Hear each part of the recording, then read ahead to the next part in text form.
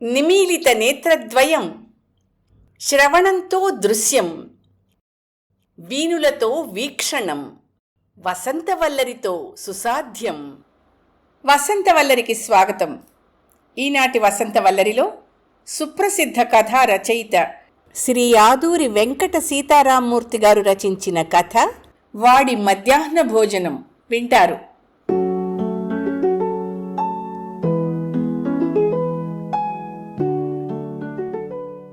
కళ్ళు విప్పి చూశాడు మల్లేష్. చూరులోంచి సూర్యకిరణాలు ప్లస్సుల్లాగా ఇంటూల్లాగా కనిపించాయి.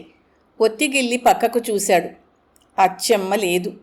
కప్పుకున్న పాత చింకిగుడ్డని పక్కకి నెట్టి లేచాడు. కంతల్లోంచి పడుతున్న వెలుగు తప్ప గుడిసంతా చీకటి చీకటిగానే ఉంది. బయట కుక్కలు లేచి పోట్లాడుకుంటున్నట్టు అరుస్తున్నాయి. దగ్గరగా జారేసున్న తడిక తలుపును తోసుకుని బయటకొచ్చాడు. బాగా పొద్దెక్కిపోయింది. విరిగిపోయిన నీళ్ల గోలెం పక్కనున్న రాయి మీద కూర్చుని బద్ధకంగా ఆవలిస్తూ చుట్టూ చూశాడు. మట్టి రోడ్డుకి గుడిసెకి మధ్యనున్న బురద గుంటలో ఓ చిన్న ఏనుగులాంటి పంది, దాని చుట్టూ అరడజను పంది పిల్లలు పోర్లాడుతున్నాయి. వాటిని చూసి మొరుగుతున్నాయి కుక్కలు. వేప చెట్టు మీది కాకులు ఏదో సందేశం ఇస్తున్నట్టు అరుస్తుంటే ఎక్కడెక్కడి కాకులు అరుస్తూ పోగవుతున్నాయి. లేచి జారిపోతున్న చింకి నిక్కర్ని పైకి లాక్కుంటూ గుడిసె వెనక్కి వెళ్లబోయేంతలో ఎదురొచ్చాడు కాళిదాసు. మోకాళ్ల వరకు మడిచిన కాకీ ప్యాంటు, ఎర్ర రంగు బనీను, పైమీద గళ్ల తువ్వాలు. చూడ్డానికి ఓ చిన్న సైజు రౌడీలా ఉంటాడు కాళిదాసు. ఏరా మల్లేషో, ఏదిరా మీ అమ్మ, ఇలా పిలో అన్నాడు. లేదు, పనిలోకెళ్ళింది అన్నాడు మల్లేషు వాడి అజమాయిషీని అసహ్యించుకుంటున్నట్టు ముఖం చిట్లిస్తూ. ఏటి ఏసాలేస్తుందేట్రా, ఎప్పుడొచ్చినా ఉండదో? 2 రోజుల్లో అద్దె డబ్బులు కట్టకపోతే సాపా తప్పేలు బయట పారేస్తానని చెప్పు. గవర్నమెంట్ ఇచ్చిన సొంతిలు అనుకుంటుంది కావాలా? అరుచుకుంటూ వెళ్ళిపోయాడు కాళిదాస్. పాక వెనక్కు వెళ్ళి చెట్టుచాటును పనిగానిచ్చుకొచ్చాడు మల్లేష్. చూరులో ఉన్న పందొంబులను తీసి నోట్లో పెట్టుకుని నవ్వులుతూ రాయి మీద కూర్చున్నాడు. పందిని పంది పిల్లల్ని ఊరకుక్కలు తరిమి కొట్టాయి. గోల లేదు. సరిగ్గా అప్పుడే దూరంగా రోడ్డు మీద ముదురు నీలం రంగు బస్సు ఆగింది. అంతవరకు ఎక్కడున్నారో బిలబిల్లాడుతూ తెల్లని బట్టల్లో తెల్ల పావురాయి పిల్లల్లా అక్కడ చేరారు పిల్లలు.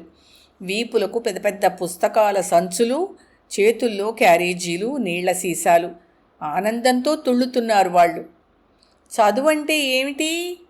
చదువంటే అక్షరాలు, చదువంటే పుస్తకాలు, చదువంటే మంచి బట్టలు వేసుకుని బళ్ళోకి వెళ్ళడం, చదువంటే మంచిని నేర్చుకోవడం.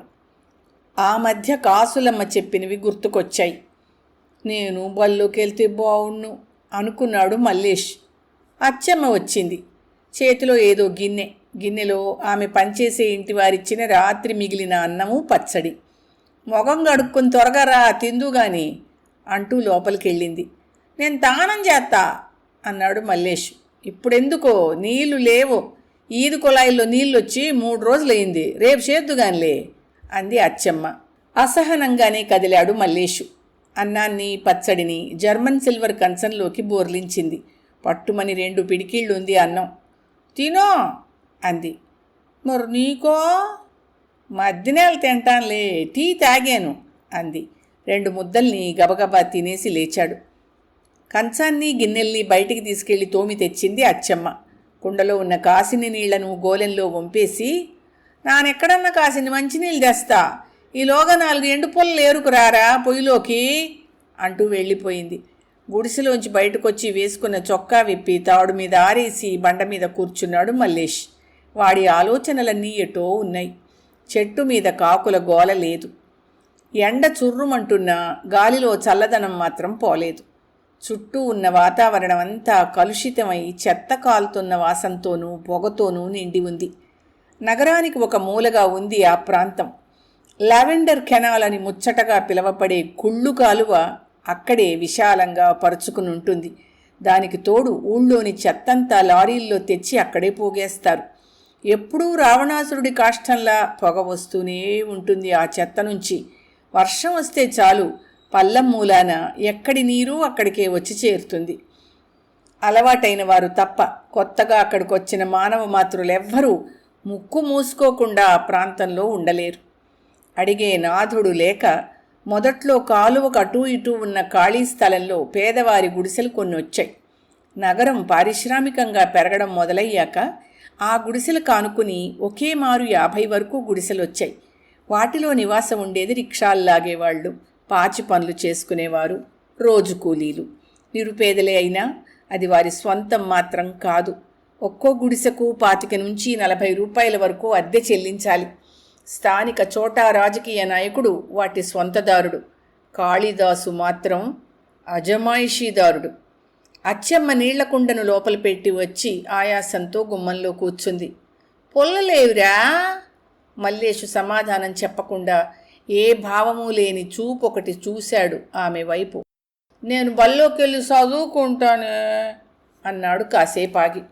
వాడి వంక అదోలా చూసింది అచ్చమ్మ. అదొక్కటే తక్కువైంది, పద పద పద అంటూ గుడిసెలోని తట్ట తీసి బయటపడేసి తడికె తలుపు లాగి గొళ్ళెం పెట్టింది. తాడు మీద చొక్కా తీసి ఛీ కుళ్ళిపోయింది అంటూ అచ్చమ్మ కాళ్ళ దగ్గర పడేటట్టు విసిరేశాడు మల్లేష్. చెడ్డీ కూడా ఎలా చిరిగిపోయింది చూడో, పోస్ట్ ఆఫీసు అంటున్నారు అంతా అన్నాడు. అచ్చమ్మ బాధగా నవ్వింది. బాపనమ్మగారిని అడిగాలే, ఇస్తామన్నారు. టైం ఎంతైంది, పదా అంటూ నెత్తి మీద ఖాళీ తట్ట పెట్టుకుని అడుగేసింది. తప్పదన్నట్టు అదే చొక్కా తీసుకుని చెప్పులేసుకుని ఆమె వెంటే నడిచాడు. పావుగంట నడిచాక ఒక ఇంటి తలుపు కొట్టింది అచ్చమ్మ. అమ్మా క్యారేజీ, ఒక క్షణం కూర్చో. లోపల నుంచి కేక వినిపించింది. బేగిరామ్మా పోవాలా అంటూ అరుగు మీద కూర్చుంది అచ్చమ్మ. మల్లేషు కూడా మెట్టు మీద కూర్చుని రోడ్డు మీద జనం వంక చూస్తున్నాడు. అందరూ ఏదో హడావిడిగా పరిగెత్తుకుపోతున్నట్టే పోతున్నారు. మల్లేషు దృష్టి డొక్కు రిక్షా తోసుకొస్తున్న రంగన్న మీద నిలిచింది. ఎండిన బక్క శరీరంతో రిక్షా లాగుతూ ఉంటాడు. రిక్షాలో కాసులమ్మ ఉంది. కాసులమ్మ చేతిలో పలక, 2 పుస్తకాలు, పడి నుంచి కాబోలు తీసుకొస్తున్నాడు. కాసులమ్మకి పోలియో వచ్చి చిన్నప్పుడు ఒక కాలు చచ్చుబడిపోయింది. ఆ పిల్ల ఆ మురికివాడలో కుంటుతూ నడుస్తూ ఉంటే మల్లేషుకి జాలి. కాసులమ్మ తెలివైందే, 4వ క్లాస్ చదువుతోంది. రంగన్న దాన్ని ఎంతో గారంగా చూసుకుంటాడు. రోజు బడికి రిక్షాలో తీసుకొస్తాడు. ఆ నాన్నకి ఆ కూతురు మీద ఎంత ప్రేమో. నాకు నాన్నుంటే ఎంత బాగుండు అనుకున్నాడు మల్లేష్. మొదటి క్యారేజీ తట్టలోకి చేరింది. లేచి తల్లి వెనకే అడుగు వేశాడు. మరో గంటలో రావలసిన 5 క్యారేజీలు తట్టలోకి వచ్చాయి. అప్పటికి సూర్యుడు నడినెత్తికొచ్చి వీధులన్నీ అగ్ని ప్రవాహాలయ్యాయి. హార్బర్ చేరడానికి మరో అరగంట నడవాలి. నెత్తిమీద క్యారేజీల తట్టతో అచ్చమ్మ ముందు నడుస్తోంది. వెనకే జత కుదరని చెప్పులతో మల్లేషు. వాడి మాసిన చొక్కా చెమటకు తడిసి వాసనేస్తోంది. అయినా అదేమీ పట్టించుకోకుండా చుట్టూ చూస్తూ నడుస్తున్నాడు. ఎప్పుడూ చూస్తున్న ఊరే అయినా 2 రోజుల నుంచి కొత్తగా కనిపిస్తోంది మల్లేష్ కళ్ళకి. వీధులన్నీ శుభ్రంగా తుడిచున్నాయి. ప్రతి జంక్షన్లోనూ 1-2 పోలీసులు. వాళ్ల చేతుల్లో ఎక్కడికైనా మాట్లాడగలిగే పరికరాలు. ఏటి లగొచ్చేస్తున్నావు, ఆగాగాగో అచ్చమ్మని గద్దించాడో పోలీసు. అచ్చమ్మ ఆగిపోయి చూసింది. రోజూ వెళ్లే దారిలో అడ్డంగా కార్లు, స్కూటర్లు నిలిపి ఉన్నాయి. మురిక్కాల పక్క 2 అడుగుల జాగా మాత్రం ఉంది. మరెటెళ్ళాలి అడిగింది. కళ్ళు కనిపించట్లేదేటే, ఆ బోర్డు చూసావా? నాను చదువుకోనేది బాబు, ఏటో చెప్పు. అలా తిరిగి వెళ్ళవమ్మా గసిరాడు పోలీస్. అతని వంక తేరిపార చూశాడు మల్లేష్. ఖాకీ బట్టలు, ఎర్ర టోపీ, చేతిలో లాఠీ, లావుగా బొద్దు మీసాలతో రౌడీలకు రౌడీలాగా, మామూలు ప్రజల కళ్ళకి నిజాయితీ గల రక్షక భటుళ్లాగా హుందాగాను ఉన్నాడు. నడుముకున్న బెల్టు, కాలి బూట్లు తళతళ మెరిసిపోతున్నాయి. రోజు వెళ్ళే దారే కదా బాబో, ఈరోజు కొగ్గి ఏలైపోనాది, రేపిటి రానుగా అంది అచ్చమ్మ బతిమాలే ధోరణిలో. ఏటే రేపు రావా నవ్వాడు పోలీసు. ఆ నవ్వు తెరలు తెరలుగా ఎగతాళి చేసేట్టుగా ఉంది. రాను బాబు, ఈ పాలికొగ్గివు, అలాగా ఆ సందుకుండా వెళ్ళిపోతాగా అంటూ అమాయకంగా మురిక్కాలో పక్కనున్న సందు చూపించింది. నిన్నొగ్గేస్తే నా ఉద్యోగం ఊడిపోద్ది అలా లక్షలు ఖర్చు పెట్టి ఈ మైదానాన్ని ఎందుకు బాగు చేశారనుకున్నావు? నువ్వు నేను నడ్డానికి కాదా, పై దేశాల వాళ్ళు వచ్చి బంతాట ఆడతారు ఈడ. పైగా ప్రపంచ సుందరం వస్తోందే. ఏయ్, నన్ను ఇసిగించక తిరిగి వెళ్ళిపో అన్నాడు. అప్పుడు చూశాడు మల్లేష్ 3 నిలువులెత్తున్న కటౌట్లని. సగం సగం బట్టలేసుకున్న ఓ సుందరి విలాసంగా నవ్వుతూ ఉంటే బంతాట బట్టలతోనూ టోపీలతోనూ ఆమెకు చెరోవైపు 2 ఆటగాళ్లు. ఊరెందుకు శుభ్రం చేశారో అర్థమైపోయింది మల్లేష్కి. ఆ రోడ్లన్నీ జనంతో రద్దీగా ఉన్నాయి. ఎట్నుంచో వస్తున్న వాళ్ళని లాఠీతో జడిపించి మరోవైపు పంపిస్తున్నాడు పోలీసు. పెద్దయ్యాక నేను పోలీసునైతే బావున్నో అనుకున్నాడు మల్లేషు. అద్దె డబ్బులంటూ నెల నెలా పీక్కు తినే కాళిదాసు ముణుకుల మీద లాఠీతో కొట్టచ్చు కదూ. అది వాడి కోరిక. చుట్టూ తిరిగి వెళ్ళి పాత రైల్వే స్టేషన్ దగ్గర మురిక్కాలవ మీదున్న బ్రిడ్జిని దాటారు అచ్చమ్మ మల్లేషు. విశాలంగా పరుచుకున్న హార్బర్ వీధుల్లో రోడ్డుకి ఇరువైపులా ఉన్న పచ్చని చెట్లు ఎండని వడగడుతూ మచ్చలు మచ్చలుగా నీడల్ని దింపుతున్నాయి. రోడ్డుకి కాస్త దూరంలో స్టాకింగ్ యార్డ్లో గంధకం, యూరియా గుట్టలు గుట్టలుగా బంగారు వెండి కొండల్లా మెరిసిపోతున్నాయి. సముద్రపు పాయి నుంచి వీస్తున్న నీటి గాలి చల్లగా శరీరాన్ని తాకుతోంది. గాలితో పాటు ఎగురొచ్చే గంధకపు ధూళికి కళ్ళు మండుతున్నాయి. వేసవి తాపం భరించలేనిదిగా ఉంది. ఓలమ్మా, సైరన్ కూసెయ్యాలయిందే! వెనక నుంచి మాటలు వినబడ్డాయి. క్యారేజీ తట్టలతో జట్టుగా వస్తున్న 4 ఆడ మనుషులు నడకలో వేగాన్ని పెంచుకుంటూ అచ్చమ్మను దాటి ముందుకెళ్ళిపోయారు. అచ్చమ్మ మాట్లాడలేదు. నడకలో వేగాన్ని పెంచలేదు. అలాగే నడుస్తోంది. మనస్సులో మాత్రం సైరన్ కూసేస్తుందేమోనన్న భయం. పోలీస్ స్టేషన్ దాటి 4 అడుగులు ముందుకు వేశారు. 6 అడుగుల పొడవున్న ఆజానుబాహువుల్లాంటి 1/2 డజను మంది విదేశీయులు పెద్ద పెద్ద అంగలతో విలాసంగా నడిచొస్తున్నారు. అప్పుడే తొక్క చెక్కిన కందగడ్డలాంటి శరీర వర్ణంతో మిసమిసలాడిపోతున్నారు వాళ్ళు. పొట్టి నిక్కర్లు, రంగురంగుల బనీన్లు, బూట్లు, టోపీలు విచిత్రంగా ఉన్నారు. Come come, shopping, picture, beach అంటూ వాళ్ల వెనుక వచ్చిరాని ఇంగ్లీష్ ముక్కలతో రిక్షా వాళ్ళు. రిక్షా వాళ్ళని ఖాతరు చేయకుండానే నడిచి వెళుతున్నారు వాళ్ళు. అటువంటి వాళ్ళు కనుక తమ రిక్షా ఎక్కితే 4 రోజుల వరకు మరి ఇంటి భత్యం చూసుకోనక్కర్లేదు. అందుకే రిక్షా వాళ్ళకి అంత ఆరాటంగా ఉంది.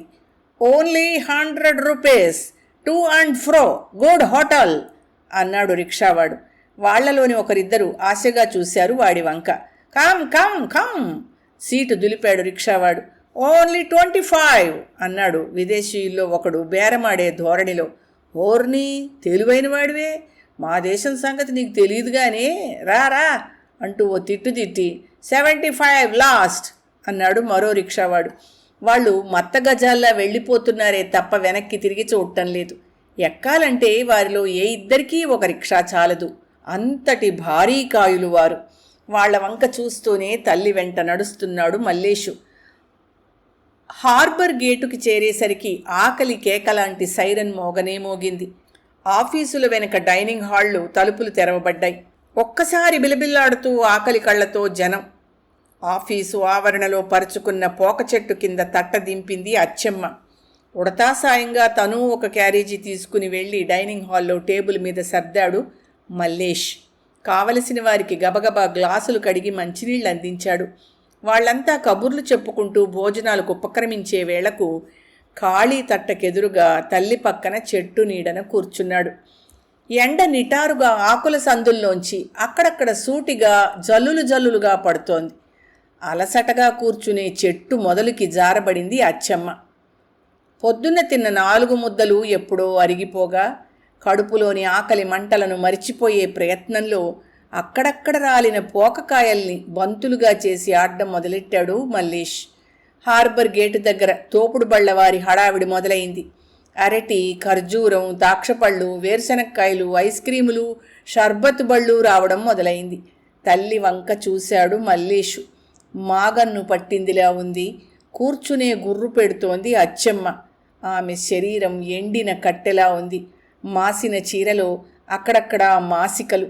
జుట్టు తైల సంస్కారం లేక పీచులా రేగి ఉంది. బొట్టు లేని నుదురు మగదక్షత లేదనడానికి నిదర్శనంగా ఉంది.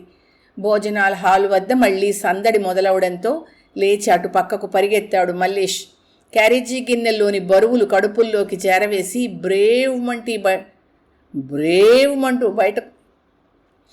బ్రేవ్మంటూ బయటకొస్తున్నారు జనం. తన తట్టల్లోకి వచ్చే క్యారేజీల తాలూకు మనుషుల్ని గుర్తుపడుతూ అరుగు మీదే నుంచున్నాడు మల్లేష్. రేయ్ మల్లేషో, ఇట్రా! బంగార్రాజు పిలిచాడు. అతనెందుకు పిలుస్తాడో మల్లేష్కు తెలుసు. అయినా అయిష్టంగానే అటువైపు కదిలాడు. ఓ కిళ్ళి పట్రారా, నోట్ అందించాడు బంగార్రాజు. అతని చుట్టూ నలుగురున్నారు. అందులోనే ఓ సిగరెట్ కూడా అందుకున్నాడు ఒక ఆయన. అరే, నాకు ఓ సిగరెట్టు, ఓ ఒక్కపొడి పొట్లం అందులోనే తెచ్చి అన్నాడు ఇంకొక ఆయన. నోట్ అందుకుని బంగార్రాజు వంక చూశాడు మల్లేష్. ఏం చేస్తాం, తీసుకురా, బతక నేర్చిన వాళ్ళు అన్నాడు బంగార్రాజు. ఏమేం తేవాలో మరోమారు అడిగి కిళ్ళీ కొట్టు వైపు కదిలాడు. 10 నిమిషాల తర్వాత వాళ్ళు చెప్పినవి తీసుకొచ్చి ఎవరికి ఇవ్వాల్సినవి వారికి ఇచ్చి మిగిలిన చిల్లరను బంగార్రాజుకు అందించాడు. అతడిచ్చిన పైసల్ని చొక్కా జేబులో వేసుకుని డైనింగ్ హాల్ వైపు పరిగెత్తాడు. ఖాళీ క్యారేజీలను కిందకి నెట్టేసి టేబుళ్లు తుడుచుకొస్తోంది స్వీపరు. తమ క్యారేజీలను జాగ్రత్తగా పట్టుకుని తల్లి దగ్గరకు చెట్టు నీడకు తెచ్చాడు. హార్బర్ గేటు దగ్గర సందడి మొదలైంది. అప్పుడే లంగరు దింపిన స్టీమర్ ఏదో బోయమని కూసింది. నగర శివార్ల నుంచి వచ్చే వర్కర్ల కాంట్రాక్ట్ బస్సులు ఒకటి వస్తూ జనాన్ని దింపేస్తున్నాయి. బిలబిల్లాడుతూ జనం. తినుబండారాల బళ్ల చుట్టూ జనం. తను తెచ్చిన 5 క్యారేజీలను ఆత్రంగా విప్పాడు మల్లేష్. 4 పిడికిళ్ల అన్నం, కాస్త కూరలు, పచ్చళ్ళు కనిపించాయి. అన్నాన్ని 2 గిన్నెల్లోకి సర్ది ఆధరువుల్ని కప్పుల్లోకి మార్చాడు. అప్పటికి చెట్టు నీడ జరిగి తూర్పు దిక్కుకు వాలింది. చెట్టు మీది కాకులు, వీధి చివర కుక్కలు తమకు వేళైనట్టు చుట్టూ చేరాయి. పక్కనున్న కర్రపుల్లతో బెత్తం మాస్టార్లా వాటిని అదిలిస్తూనే నిస్త్రాణంగా పడుకుని ఉన్న తల్లిని లేపాడు. కళ్ళు విప్పి లేచి గిన్నెల వంక చూసిన అచ్చెమ్మకు మరింత నీరసం ముంచుకొచ్చింది. ఉదయం ఎప్పుడో తాగిన టీ నీళ్లు మళ్ళీ ఏమీ లేదు. తన గిన్నెలోని అన్నంలో సగం తీసి మల్లేష్ గిన్నెలో వేసి, నాకిది సాలే, నువ్వు తినరా అంటూ ఖాళీ మజ్జిగ గిన్నెలో నీళ్లు పోసుకుని అన్నంలో వంపుకుంది. తల్లి వంక చూశాడు మల్లేష్. వాడికి తెలుసు ఆమెకది చాలదని. బళ్ళోకెళ్ళి చదువుకోకపోయినా వాడికి తల్లి ప్రేమంటే ఏమిటో తెలుసు. ఆకలంటే ఏమిటో అంతకంటే బాగా తెలుసు. అందుకే ఆకలితో చుట్టూ చేరిన కాకులకి కుక్కలకి కాసిన్ని మెతుకులు వేసి ఆవురావురంటూ 4 ముద్దలు మింగాడు. కాకులు కుక్కలు తమకది చాలదన్నట్టు మరో చోటికి వెళ్ళిపోయాయి. కాంట్రాక్ట్ బస్సులు, తోపుడు బళ్ళు వెళ్ళిపోయాయి. గిన్నెల్ని కడగడానికి పంపు దగ్గరకు వెళ్ళింది అచ్చమ్మ. దూరంగా వేప చెట్టు కింద కొంతమంది క్యారేజీ మనుషులు కబుర్లు చెప్పుకుంటూ తాపీగా అన్నాలు తింటున్నారు. వాళ్ల పక్కనున్న క్యారేజీ తట్టలు పెద్దవిగా ఉన్నాయి. ఒక్కో తట్టలో సుమారుగా 10-12 క్యారేజీలు పడతాయి. పైగా వాళ్లంతా ఆ బరువుల్ని మోయగలిగిన వయస్సులో ఉన్నారు. వాళ్లను చూస్తుంటే అంతవరకు తెలియని జీవిత సత్యమేదో లీలగా తెలిసినట్టయింది మల్లేషుకి. తల్లి వంక చూశాడు. గిన్నెలు కడగడం పూర్తి చేసి దోసిలితో పంపు నీళ్లను కడుపు నిండా తాగుతోందామె. వాడి చిన్ని మనసులో ఎన్నో సందేహాలు, ఆ బుర్రలో మరెన్నో ఆలోచనలు. క్యారేజీలను తట్టలోకి సర్ది తలకెత్తుకుని పద పద అంది అచ్చమ్మ. నిస్సహాయంగా లేచాడు. ఇప్పుడు వాడి మనస్సులో బళ్ళోకెళ్ళాలని గాని పోలీస్ అవ్వాలని గాని కోర్కెలు లేవు. తండ్రి ఉండి తనను ప్రేమగా చూసుకోవాలనే ఆశ లేదు. నాకు ఓ తట్టుంటే ఎంత బావుణ్ణు అనుకున్నాడు.